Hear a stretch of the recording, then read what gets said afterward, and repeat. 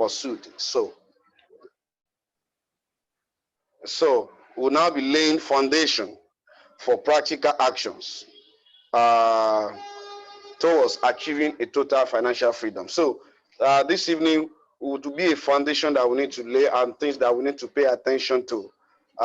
These things are things that we might have known, we might have had before, but we need to remind ourselves and to spur us into more action. I won't waste much of our time because I know people are very busy. So we are looking at financial freedom, and to define financial freedom in a very concise manner, we look at the situation when someone is in total control of his life's choices because he is in control of his finances.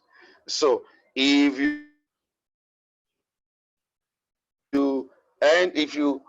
control your life's choices because you control your finance. Somebody used to say that you are not free until you are financially free. You are not free until you are financially free. Look at the freedom you are enjoying presently. The extent of your freedom is limited by the finances available to you and the sources through which the finances are coming from. If your finances are not stable, your life and family cannot be stable, because your finances, they are the engine oil that oils your life, oils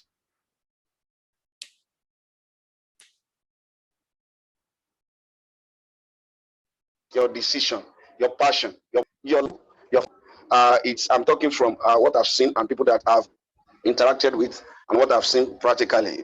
So we want to see that we need to draw attention to the fact that poverty is an instrument of manipulation and oppression. Sincerely, when you see poverty, you see it not just something that is ordinary. It's an instrument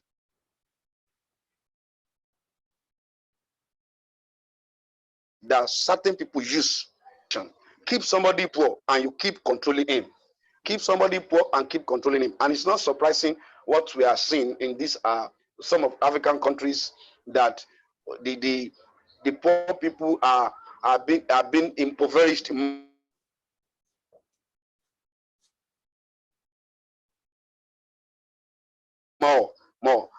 Unfortunately, of people are oppressing people because they are poor.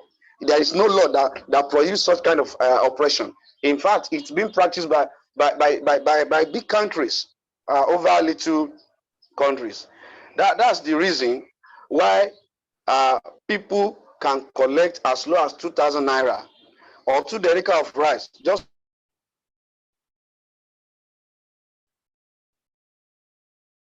to vote for a politician who will not remember them. Why? For that 2,000 naira, maybe for the past 6 months, they have not helped 2,000 naira. So when somebody says, I'm giving you 2,000 naira, you say, well, even if he's not doing anything for me. So poverty has been an instrument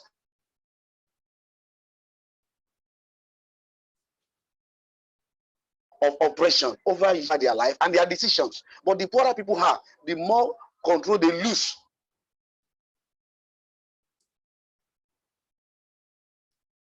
To people that are feeding, and that's why we are looking at this financial freedom. So let's look at on the national scale. The poorer a country becomes, the less control the country has over our decisions. And we can see the international lenders that are lending to countries, which I don't want to mention because of whatever. They are lending to nations and things like that. We even see an Asian country lending to other African countries. And we see that these loans are like poisons to the countries taking them. Why?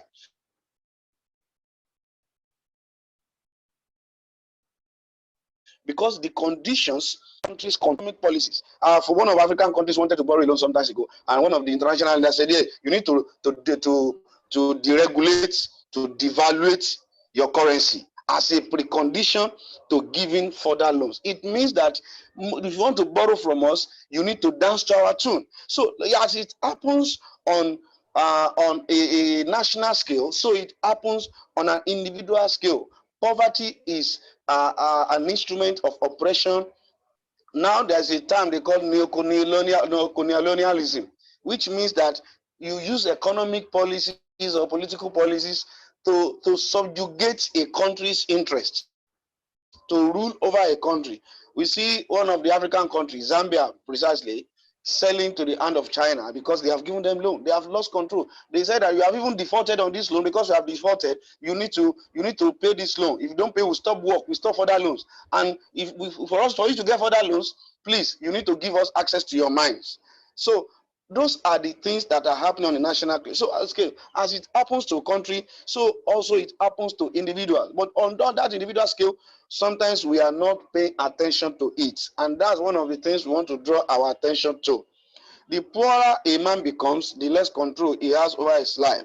So let's look at one critical economic concept that stresses this, and that concept is capitalism. Capitalism is an economic concept which we use to stress this issue of control. What is capitalism? Briefly, capitalism is an economic system based on the private ownership of means of production and the operation for profit. It means that it's a system of economy where control of factors of production is left in the hand of individuals and private companies.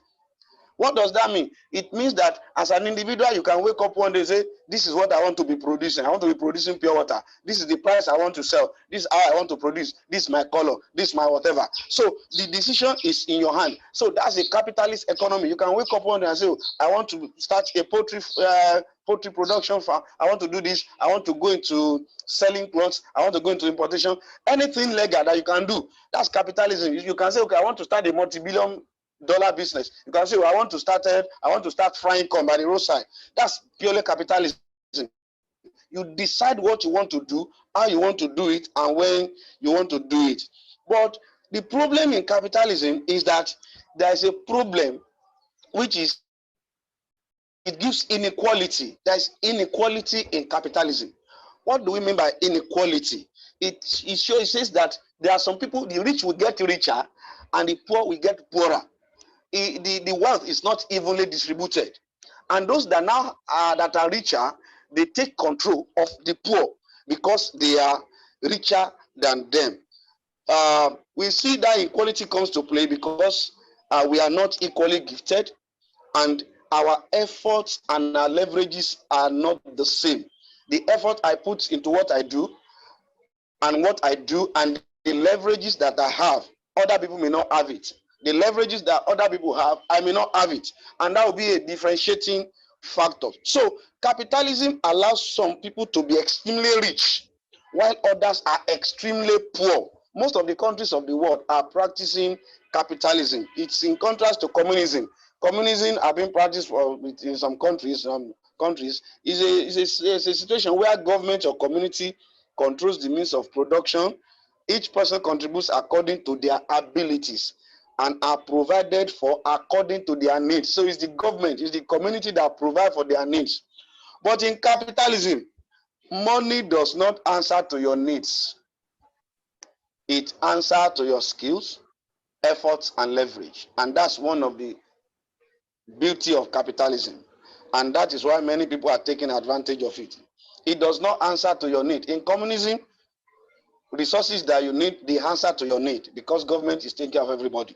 But in capitalism, no, it does not. So what do we need to do is that we need to let this concept sink into us, that money does not answer to my need. Money does not answer to need. Money only answer to skill, efforts, and leverage. Your skill, your efforts, and leverage. Those are the three things. If you say, oh, somebody is the richest in Africa, somebody is the richest in this place, look at those three things. You will see the combination of the skill, the effort, and the leverage. And that leverage is a very important factor that we cannot overlook. Let's look at the example of inequalities that is created by capitalism. Oxfam, they published a report on 16th of May 2017, and the title read Inequality in Nigeria. They said wealth of 5 richest men in Nigeria could end extreme poverty in the country. The wealth of 5 richest men in Nigeria could end poverty in the country. Now, has it ended the poverty? No. Will it? No, it will not. Why won't it? It's because the capitalism does not allow that the government will take from the rich and give to the poor. It will not happen. If we pray it from today to tomorrow, it will not happen. The report finds that Nigeria's richest man earns 8,000 times more in one day than a poor Nigerian will spend in for a year. That is the inequality of capitalism. More than 112 million people are living in poverty in Nigeria. Yet, the country's richest man will have to spend $1 million a day for 42 years to exhaust his fortune. So, what are we talking about? Inequality gives control to individuals. The control of financial resources or whatever means of production, cost of production, it gives it to individuals. And those individuals, now the more they have, the more control they now have over the people around them. There's another report that says that according to NDIC, Nigeria Deposit Insurance Corporation, in 2015, the report says that 2% of Nigeria population owns 90% of bank deposits. That is 17.2 trillion naira. The total deposits in Nigeria banks at that time was estimated at 17.2 trillion naira. And 90% of it was owned by 2% of Nigerians. So the remaining 10% is owned by 98%. That is the inequality of capitalism. So what does that mean? It suggests that you take your destiny in your hands. Government does not have power to take money from the rich and distribute to the poor. Though the wealth of just 5 richest men in Nigeria can solve the extreme poverty problem in Nigeria, government cannot collect from them and share to the poor. So that is one of the facts that we need to know, that capitalism gives control to people, and when it gives control to people, you cannot collect from them and give to those that are poor. Also, we are looking at it that financial freedom is not about having unlimited financial resources. No. Don't because you must be the richest. No. Financial freedom is not about having unlimited resources, financial resources. No. Neither is it about wastage of extravagant spending. No. It is about being in control of your life through the control you have over your finances.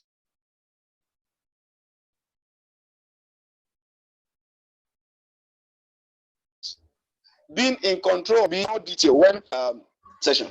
A capitalist system of economy being operated in a country like ours gives you the control. So it is left to you whether you will exercise on your behalf. Everyone who is under a capitalist system of economy being present in their country, they have the control to exercise over their own economy and finances. However, if you don't exercise that control, it does not stay in a vacuum. That control will be exercised by someone in your behalf. Someone you may know, someone you may not know, will exercise that control on your behalf. Now, due to the private control allowed in the capitalist economy, smart minds make a slave of other people to enrich themselves legally and rapidly. That's what I'm saying. If you don't exercise the control, somebody will exercise it on your behalf to enrich himself while he is enslaving you. Let's look at practical examples. When there was an introduction of GSM in Nigeria, the companies were selling phone and SIM card at 50,000 naira. I think SIM card at 50,000 naira. The question I was asking myself that time as an accountant was that, is it the cost of production of that SIM that makes it as high as 50,000? It is not the cost of production. No, it is because some people must be enslaved, so for other people to be rich. That is the power of capitalism. You can decide to start a business and charge any amount you want to charge, as long as people can buy it. As long as government is not subsidizing your cost of production, government cannot decide how much you sell the product. So that is one of what we see in the control that capitalism gives to people that take advantage of it over the people that have given the control to somebody they don't know to exercise on their behalf. Another practical example is looking at labor. Those people that are capitalists, they know who to employ. They decide who to employ. Government cannot force any employer to employ somebody. Whatever. They decide the age, they decide the qualification, they decide the terms and conditions that is suitable to them, not to the employee. They don't do their policy from the employee's perspective. They do it from the perspective of their own company. So sometimes you see an employer say, this company, there is no leave, no weekend. It's 7 a.m. to 7 p.m. No pension, no health insurance, no insurance cover, nothing, delay salary, sudden retrenchment, whatever. Why? Because capitalism gives them the power, that control to exercise. I cannot start a business now and how much I'll pay that person. It's not possible. Government cannot do that. So those are the controls that the capitalists have over people that they are dominating. That control too lies in individual. Each of us can exercise the control within our power if we can take advantage of it. However, let me say this.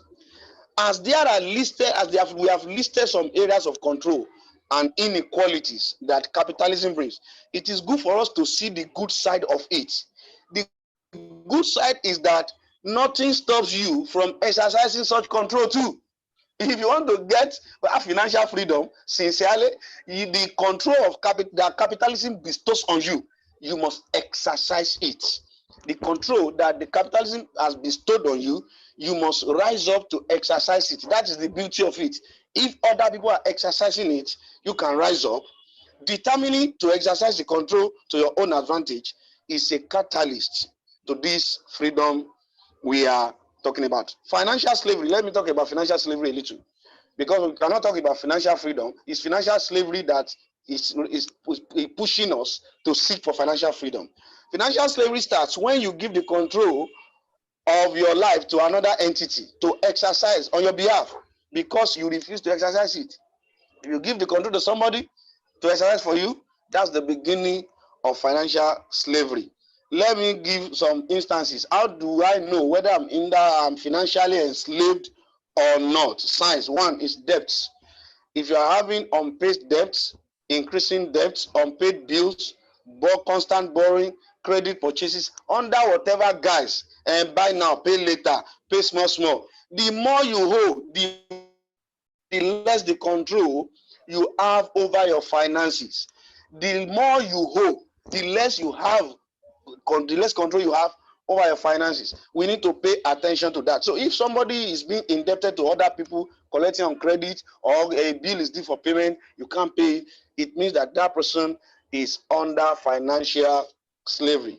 You actually don't. Number two is that if you don't like the job you are doing presently, you grow to go to work. When you get to work, you grow, but you are being compelled by lack of better alternative source of income, or just because you don't want to be idle. Some people will say, I don't want to sit at home. Let me just go somewhere and come back home. Let me just be living home. Life is more than living home. You need to find your path. You need to find your passion. You need to find what you can do to be free, which means that many people are in bondage because they have the lack. So it's a form of financial slavery because you are doing what you don't like. Now, if your life, number three is that if your life decisions are largely being controlled by your employer or your financial sponsor, your inability, you cannot go on leave, you cannot attend to family pressing needs, you cannot serve the way you want. There was a day somebody employed somebody in another person in the company and say, please, once you join this company, forget about God. No, there's only like God in this company. Forget about God. The day you become my PA, you don't have the life of your own any longer. I was thinking, is this life? So if you have not been able to, your decision have been largely been controlled by your employer because you need money. Sincerely, it's a form of financial enslavement. Number four, if you have suspended your ambitions or your life goals to serve others in order to make ends meet, it's a form of financial slavery. If you have just suspended it, yes. See, one may start with financial slavery, but one must not end there. That's one thing that we need to know. You need to start somewhere, but you must not end there, and you must work yourself out very fast. If your current standard of living, that's number five, is far way below minimum moderate standard of living, obviously you will prefer at least minimum standard of living, moderate one. So if it's below, you are financially incapacitated, you want something better, you cannot get it. It's a form of financial enslavement. And number six, if you always need to call and beg people to support you before you can meet your financial responsibilities. See, it erodes someone's dignity. I heard of a husband who sent the wife packing. What did the wife do? There was no food to eat at home. The wife now go ahead to meet a friend of the husband. Say, please help us. So there's no food at home. Please help us. The friend of the husband gave money to the wife, and the wife cooked the meal, presented it on the table, and when the husband finished eating, the wife said, oh, you didn't even ask where we got this thing that we had. Since you don't drop money. The wife said, oh, the husband said, okay, fine. Why did you get it? I went to your friend to collect the money. The husband sent the wife packing. It erodes one's dignity. When you continually depend on people borrowing, it's a measure of financial slavery. When money is your master, when you need it, it drives you to do things against your wish, or the lack of faith denies you of achieving laudable goals. It's financial slavery. If worries have become part of one's life and you're unable to meet your financial obligations, worries is a form of financial slavery. So what are the things that we need to pay attention to? Because our time is fast spent now, let me just give us a few things. Number one is awareness. If you are not aware that you are financially enslaved, you will not even plan to get out. So that awareness is one of the things we are starting to deal with today. We must be aware of our current financial levels. And if we perceive that something is not right, we need to begin to take steps about. Number two is to take responsibility. Some people were born into poverty and they struggle with the poverty. It's not a crime to be born into poverty. We don't have control over who gave birth to us, where we don't, the conditions surrounding it. But it might be our fault, largely our fault, if we remain there, die there, and hand over it to the incoming generation. While other people are handing over wealth to the incoming generation, handing over poverty and debt might be an injustice to them. So we need to look at it. Number three is that it's a possibility. Financial freedom is a possibility. It's not an exclusive reserve for a few, something that anyone can achieve. You don't need to steal. You don't need to go into politics or steal money, join cults before. No, you can be financially stable if you work at it. Possibility mentality is what do I mean by a choice? It's not a wish. A choice is a course of action. When you choose it, you act towards it. So it's a choice to make, whether you want to have it or not. Another important thing is financial literacy. We go to school to know how to read and write. We were not taught financial literacy. You may be surprised that most of our business studies teacher, our economics teacher, they are even poorer. Why? They only learn it. They don't practice it. So that's one of the problem of Nigeria education system. So financial literacy are not taught in schools. Sometimes you get it by experience on the streets, but it's an opportunity for us. That's one of the reasons for this platform, financial literacy. More and more will come over this. The more literate you hear about it, the better and faster you move. You need to learn it's a process. There is no get rich quick system. There is no magic. It's a process, and we need to follow it. And as I want to conclude is that there is a big word when we are talking about financial freedom. That big word is income. The big word of financial freedom is income. The question we need to ask ourselves are about our income. What's your level of income? What are the sources of your income? There are some incomes that must be improved. Let me give us a few types of incomes that we need to improve. If you have a single source of income, please go and improve on it. It must be more than one. Why? I have seen somebody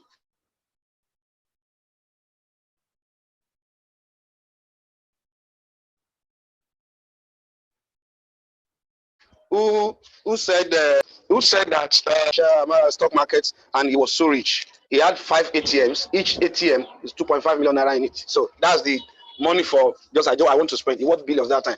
But when the market crashed, it crashed with the market. The real estate boom that time, many people died. When it crashed, that time in Nigeria too. Many people died with it. Why? Single source of income. It's not the best. So those are the income level of income that must be improved, no matter how much. During COVID-19, many people suffered setback because they have just singular source of income, like hotels, events manager, and things like that. They felt their heat because it was single. So we must not, because it's a boom and crash. So it can boom. As it booms, it can crash. So if it's booming today, it might crash tomorrow. So it must be more than one. Another level of income that must be improved is fixed income. To have a fixed income in an economy with ever increasing expenses is a sure roadmap to financial integration.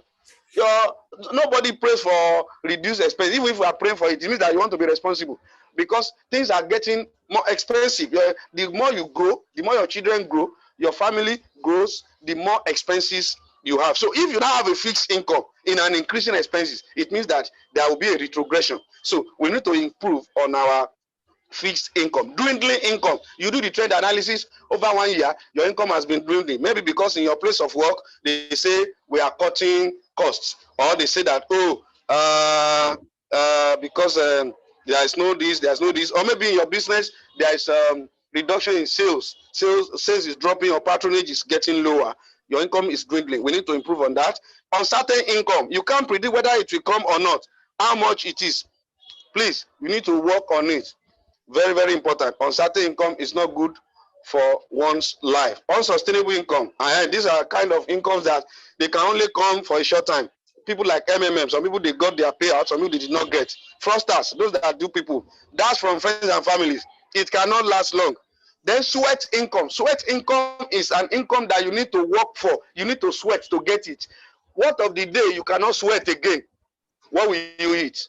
That's a big question. So when you have a stock,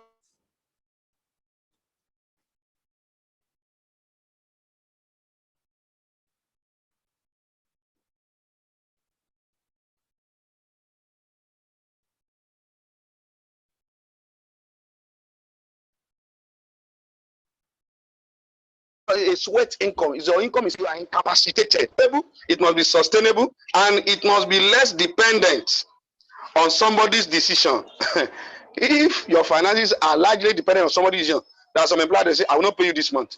And they say that, and there's no cost that will take that. So you will see even government workers, they are being 5 months, 6 months. Even when they say they want to get it, they go on strike, they will still go to court and say, court will say this and this. So those are the kind of, when your income is largely dependent on somebody's decision. Somebody may wake up and don't want to behave wickedly and foolishly. You say, I will not pay you this month. I will not pay you for 6 months. What do you do? So it must be less dependent, and you must be debt free. Conclusion: you have the control to exercise it to your advantage. Don't give the control of your life to someone else.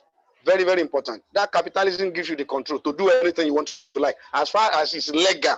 So for you not to exercise it, you have given it to somebody. So you need to take up the challenge. And the last thing is, it is not bad to start small. Even if you are in financial slavery presently, it is not bad to start small. But to remain small is against the principle of life. And that is applicable to our finances. You cannot remain small. Growth is part of life. It is part of life. So you must grow. The finances must grow too. So even if we are small today, we must begin to think, how can I increase my finances? Income may be single, it may be dwindling, it may be unpredictable, it may be unsustainable presently, but to remain there is not good. So we must not remain there. We must climb higher and higher and higher to achieve financial freedom. Thank you. I appreciate the opportunity.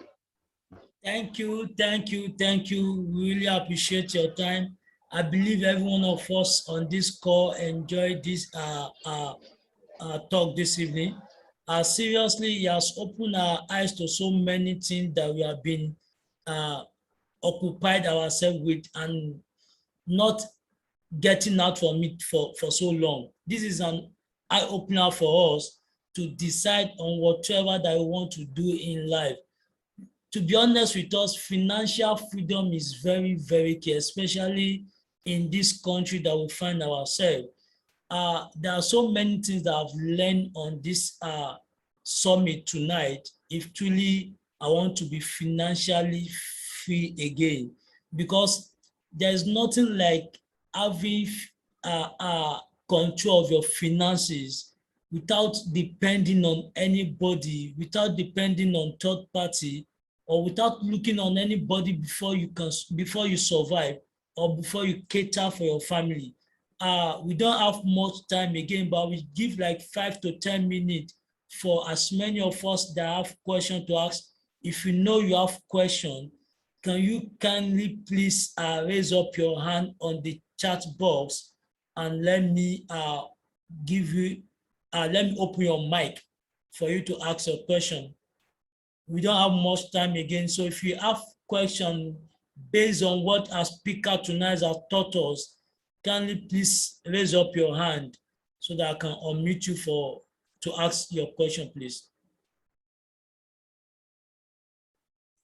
I'm still waiting for us.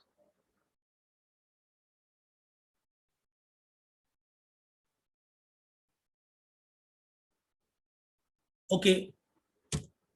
If there's no any question, that means we've all understand what our speaker tonight has taught us. But before we round it up, I want to play this 1 minute video so that this also can sink into our heart. See, whether we like it or not, Bible also said it. Money answered all things. If you are not financially free, you are a slavery to the lender. Let me put it that way. And like I told us, today is just a beginning. There are other speaker that's going to take us through for the 4 days of this summit. This is just an eye-opener for us today. And for little of us that is on this call, I so much believe that you have gained 1 or 2 things. So let me quickly play this video for us and hear what you need to do if truly you want to be financially free.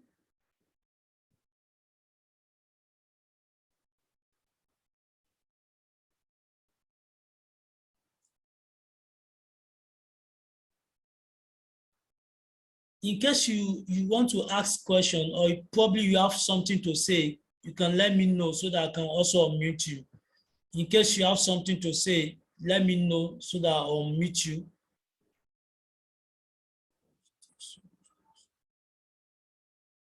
Just a few minutes, please.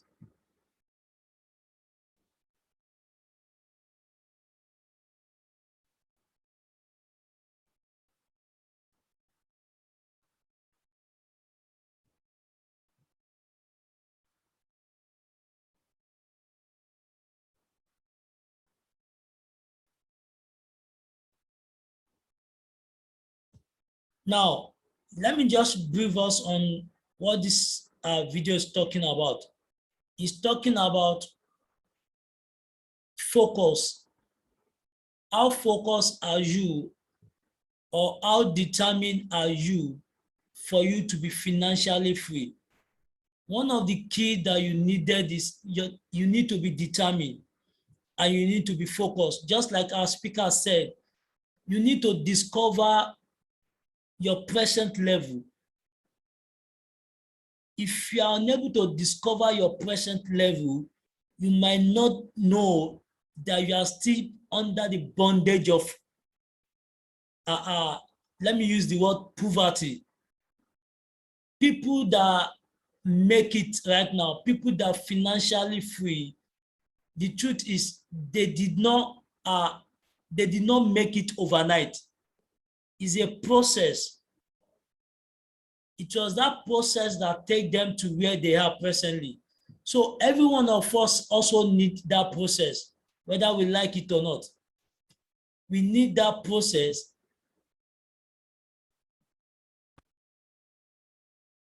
Okay, I'm going to play the video right now. So let's listen to it. And after this, we will run it. In the game of life, one important thing can increase your chance of success. Confidence. Confidence is the game changer. Confidence! Where do I find that, Jose? First rule, you need a goal. I don't play soccer. Nice caller. Did you hear that? Confidence. If you don't have confidence on what you want to do or what you want to venture into, you might not be able to make it. And from you having a confidence, you need to set up a goal. Right? But not that kind of goal. What do you want from life? Happiness. I'm asking us the same question. What do you want from life? Do you want to continue the same routine, or you want to break out from where you are and fulfill that futures that you want to fulfill? Success. Checkmate. Less worries. Next, you need a strategy. I gotcha. For every financial breakthrough, there is a strategy. It was this same strategy that I used to make me where I am today. Fine, I might not be where I wanted to be, but the process is already online. So you need to set up a strategy for yourself. Without strategy, there is no goal. Like a game plan. Exactly. Put in the work and stick to it. Nothing pays better. Trust me. No. Then you need to be patient. How patient? Patient. When we are talking about patient, Rome does not build in a day. A lot of people are looking for quick, as in they want to make it overnight. But patience is very key in the journey of life. You need to be patient in whatever that you are doing, be you are an investor, be you want to start a business, be you want to run a company for yourself. You need patience to achieve your final destination. More patient, success cannot be hurried. And most important of all, you need the right team behind you. Do all these things, and you will have the financial confidence to achieve. For you to achieve your financial confidence, you need the right team behind you. What does this mean? You need right company to deal with. You need right people to talk to. You need right investment company to venture into. There are a lot of people in this company, in this country, even outside the country, they gave you promising that cannot be fulfilled. They promise you some certain stuff that they cannot meet up, and at the end of the day, you lose your capital. So you need right people, you need right team to be success. Anything. Anything? Not And everything, my friend.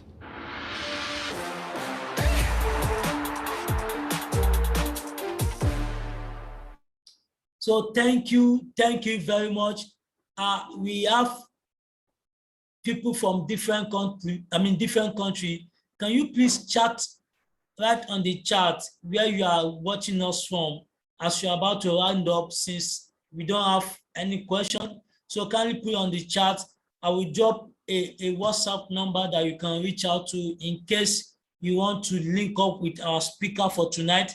And this summit continue tomorrow. We'll be having another speaker with us around 12 noon Nigerian time. The link is still the same link. You can join us around 12 noon Nigerian time.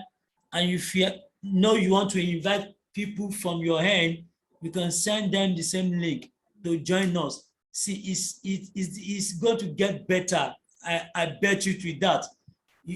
What you saw tonight is just a tip on an iceberg. You're going to see more of it tomorrow. The person I'm bringing in tomorrow is a young fellow, even younger than I do. But when he shares his experience with you, you know that it's good to be financially free. So just put on the chat, or I will drop the WhatsApp number now. So in case you want to reach out with us or the speaker, you can link with us through that WhatsApp number.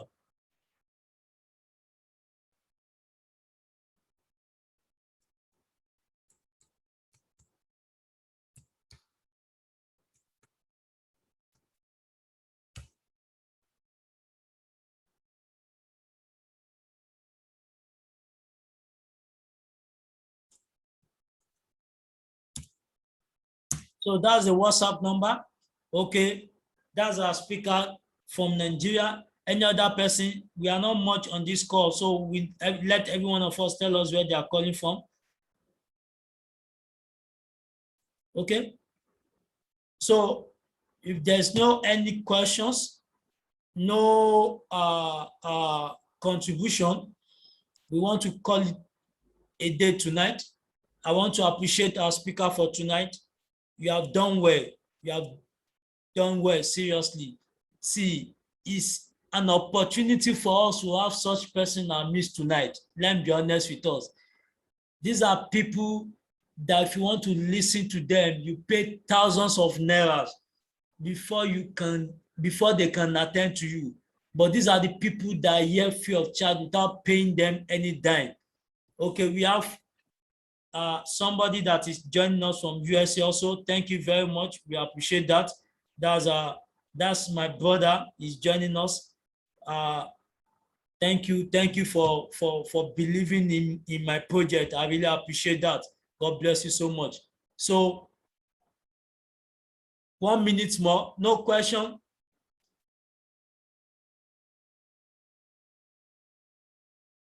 Okay. Thank you very much. We'll meet again tomorrow by 12 p.m. Nigerian time. We look forward to see you. Thank you for attending this business summit. God bless you. We are going to experience financial breakthrough, whether the devil like it or not. Have a wonderful night. Have a wonderful evening forever you are joining us.